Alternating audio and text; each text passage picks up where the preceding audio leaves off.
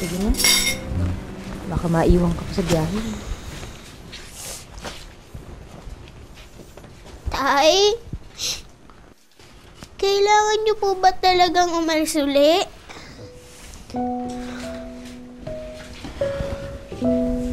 Oo, anak. Kailangan magtrabaho ni tatay eh. Nadestino ako sa malayo.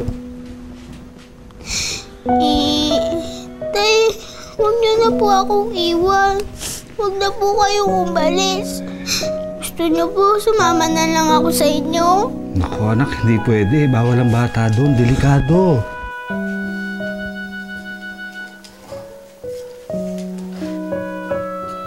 Ayan. Tay, bakit niyo po binigay sa akin tong kwintas niyo? Paano na po kayo makikilala? Tsaka, paano po malalaman kung saan kayo galing? Hindi na anak. Hindi na importante kung sino ka at saan ka nagmula. Ang mahalaga, kung ano ka at ano ang nasa puso mo. Ha? Para pag nawala ka sa mundong ito, may maiiwan ka. Sige na. Ka na malungkot, ha? Sophia.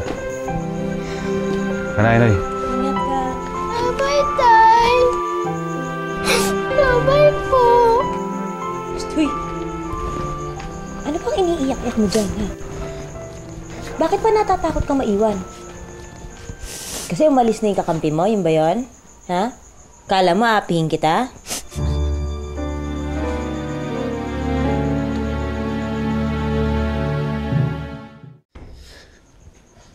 Umiiyak ka pa rin? Kung makaasta to, kala mo tunay mong ama yung umalis. Ming, umiyak ka pa rin?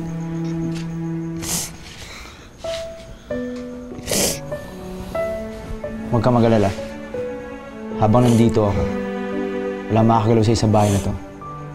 Hindi kita papabayaan. Marita, naririndi na ako sa'yo.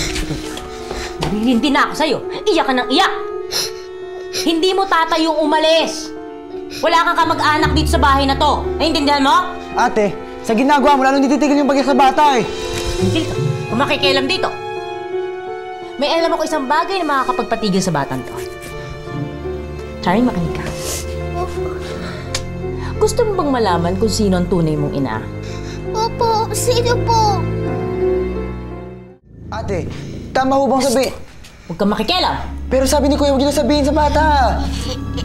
Iyan niyo na po, Tito Inoy. Gustong-gusto ko na pong malaman. Wala ka lang dapat malaman mo. Dinala ka lang dito, Charming. Hindi ka namin ginusto, hindi ka namin hiningi. Dinala ka dito. Kaya wala na kami nagawa kundi tanggapin ka. Naiintindihan mo?